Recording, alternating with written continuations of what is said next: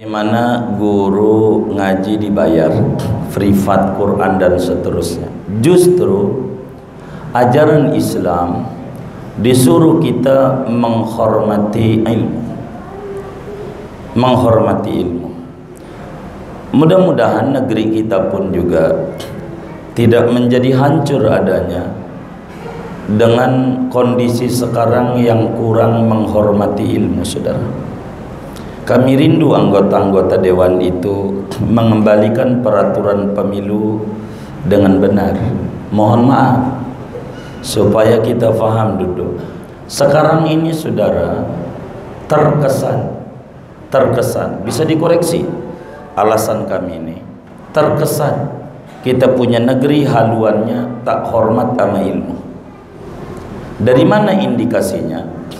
Ketika pemilu, antara seorang profesor dan kita yang tukang kompor yang bodoh sama nilainya. Ilmu dia, kuliah luar biasa, guru besar di sebuah universitas, tidak dihargai oleh sebuah negara. Yang dihargai nyawanya doang. Lu punya nyawa, si bodoh punya nyawa, dia punya hak suara, lu punya hak suara. Lu tidak ada hormatnya.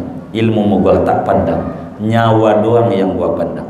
Maka si gila boleh nyoblos karena masih punya nyawa. Ini sudah tidak hormat sama ilmu, bahaya. Begitu. Sebab pola pikir kita yang bodoh dengan mereka ilmuwan berbeda. Begitu. Bila diserahkan nama si bodoh, jujur dalam sebuah negara yang paling bodoh, yang paling pintar, banyakan yang mana? Saya mau tanya nih, banyakan yang mana? Ini yang menjadi repot. Mudah-mudahan para pemangku kebijakan memikirkan pada bagian ini seperti zaman dulu biar rapi. Jangan sampai masyarakat di bawah gontok-gontokan mulu, pegel kita nontonnya. Begitu. Itu satu. Yang kedua, berbicara dibayarlah guru ngaji. Ini bagaimana? Begini. Rasulullah sallallahu alaihi wasallam bersabda dalam hadis yang sahih, Imam Al-Bukhari riwayatkan, Imam Muslim dan banyak ulama riwayatkan, inna ahaqqa ma akhadtumul ajra kitabullah. Perasaan ini juga udah saya jawab ini di RTQ ini. Udah, tapi ini ditanya oleh Khodimul Madinah masalahnya. Jadi ini urusannya di sini nih. Saudara, kata Nabi, inna ahaqqa ma akhadtumul ajra kitabullah. Sesungguhnya yang paling pantas untuk diberikan bayaran adalah kitab Allah, Al-Quran. Zaman dulu baca Fatihah, sahabat baca Fatihah itu dibayar 100.000 ekor kambing. Fatihah doang. Kira-kira seekornya kalau kita ambil 1 juta aja, ini tukang kambing kan, 1 juta aja seekor, kali 100.000 ekor, berapa tuh? Segitu aja digitnya habis di HP-nya. Susah ngitungnya. Tuh begitu. Cicitnya Rasulullah, Imam Ali Zainal Abidin punya anak namanya Muhammad Al-Baqir. Beliau suruh ngaji kepada Sayyidina Abdurrahman As-Silmi. Dibilang sama khadimnya, tolong bawa ini Muhammad Baqir supaya ngaji sama Abdurrahman As-Silmi, tolong diajarin. Beliau seorang qari, ahli tajwid, ahli Quran. Abdurrahman As-Silmi diajarin Fatihah, bisa. Pulang lalu ditanya sama abahnya, anakku, ya Pak, ngaji apa sama guru? Ngaji Fatihah Pak. Boleh abah tes? Boleh. Coba abah pengen dengar fasih dari mulai bismillah sampai waladhdallin amin. Langsung Sayyidina Ali Zainal Abidin bilang sama khadimnya, ada berapa unta di kandang? Ada 12.000 ekor. Tolong kasih sama gurunya 12.000 ekor. Kasih sama gurunya. Kasih sama gurunya. Sama uang 4.000 dinar. 4.000 kali 4, 1,6 kilogram emas. Itu Abdurrahman As-Silmi bilang, ayastazi ubi.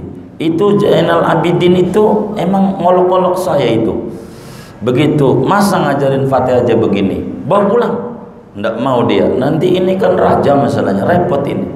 Gubernur. Maka kemudian Datang Abdurrahman As-Silmi, didatangin oleh Imam Ali Zainal Abidin, bilang ini bukan menghina, ini masih kurang. Kalau ada aja 100.000 ekor saya kasih, cuman ada di kandang 12.000 doang. Ini guru makasih anak saya bisa baca Fatihah. Orang dulu tuh hormatnya sama ilmu kayak begitu. Enggak kayak kita, ya Allah guru TPA sampai 3 bulan belum dibayar-bayar. Astagfirullahaladzim. Udah ngajarin itu Quran, ya Allah kasihan. Mana sekarang mau yang ngajarin kita, pulsa yang beli kita bayar. Ada nggak kayak begitu tuh? Maka penting dibayar. Kami aja memotivasi masjid tuh, tolong yang imamin tuh kasih duit. Beneran. Jangan Islam ini rusak gara-gara kita. Beneran. Betapa jahatnya pengurus masjid. Ini mohon disampaikan kepada pengurus masjid. Betapa jahatnya pengurus masjid. Bila tukang ngaduk ngebenerin genteng keramik, dikasih duit sama dia, gede bayarannya ngaduk. Yang bikin umat sah sholat disembarangin, jahat, dia bakal diminta pertanggungjawaban di akhirat. Bener aja diminta pertanggungjawaban di akhirat. Agama diinjak-injak sama dia. Yang hormat adalah hanya pada bungkus casing, tapi agama disembarangin. Banyak itu masjid tidak mengerti tentang hormat sama agama. Inna ahaqqul haqqi haqqul muallimi. Ini penting, saudara. Apa bedanya? Itu yang tukang ngaduk kan ngebenerin masjid, memakmurkan masjid, membaguskan masjid. Ini yang membaguskan pengisi masjid. Anda tidak hormati, jahat Anda di hadapan Allah. Jahat Anda di hadapan Allah. Jahat Anda. Yang membuat sholat kita sah di hadapan Allah, imam dengan benar, lalu nggak dihargai. Di mana letak hormat kita sama Rasulullah? Mereka nggak minta bayaran, tapi kita harus ngerti hormat sama ilmu. Ini agama, sumbernya di ilmu. Hargai mereka, selipin. Kasihan itu imam, kasihan. Jangan sampai dorong-dorongan. Tuh lu aja, begitu. Jadi ribet. Kalau ada kasih, apalagi Ramadan besok, kasihlah sarung BHS merek Atlas, boleh hasil sedekah. Jadi hormat, ya Allah, saudara, beneran hormat. Kami berupaya, pondok kami tuh, ini yang nanya ini santri kami. Kuliah saya nggak tahu anak-anak santri kami itu, anak S1, S2, S3 itu barangkali orang kaya dia. Kami nggak mau tahu ente mondok di tempat-tempat gratis. Demi apa? Hormat sama ilmu. Gratis. Kami makan, dia makan. Kami dengan tempe, dia dengan tempe. Kami dengan ayam, dia dengan ayam. Sama aja. Tidak ada beda. Mondok di KPN itu begitu. Gratis. Dari mana uangnya? Dari kami. Proposal tidak ada. Dari yang hadiah saudara kasih, kami ngajar buat kasih makan mereka. Kenapa? Kami hormat sama ilmu. Tidak mau ilmu itu mahal. Ilmu Allah yang nganterin ke akhirat kita ibadah sah. Mereka kalau berhasil bagus. Penting kita hormat sama ilmu. Jangan kita nyembarangin ilmu. Jangan-jangan anak kita pintar tapi nggak benar karena kurang hormat sama ilmu. Maka guru Quran dia dikasih, ambil. Begini saudara, biar kita paham.